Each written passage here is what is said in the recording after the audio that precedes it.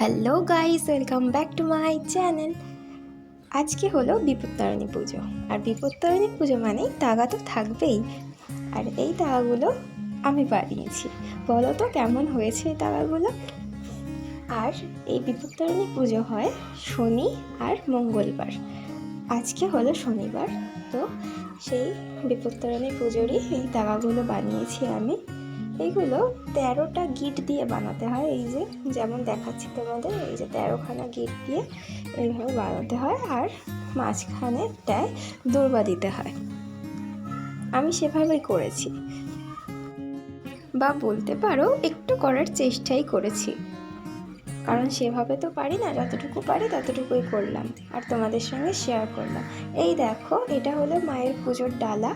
সমস্ত কিছু নিয়ে নিয়েছে, 13 রকম ফল, আর আছে ফুল, ধূপকাঠি, এগুলো তো আছে, তার সঙ্গে 13 রকম ফল। এগুলো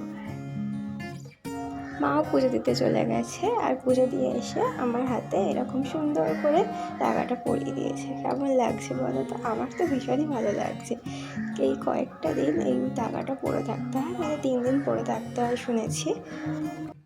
পুজোর কাজ তো হয়ে গেছে। মা যেহেতু উপোস, তাই মায়ের জন্য লুচি আর তরকারি হবে। মা ওদিকে রান্না করছে তরকারি, আমি কটা লুচি বেলে টেলে দিয়েছি। এই হলো লুচি তরকারি। কার কার পছন্দ লুচি তরকারি আমাকে অবশ্যই জানিও কমেন্ট বক্সে। তাই বিপত্তারিণী পুজোর দিনটা এভাবেই কাটলো।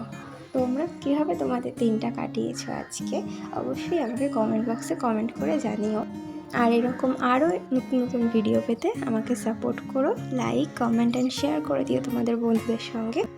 আজকের মতো তাহলে এই পর্যন্তই। আবার দেখা হচ্ছে নতুন কোনো ভিডিও নিয়ে।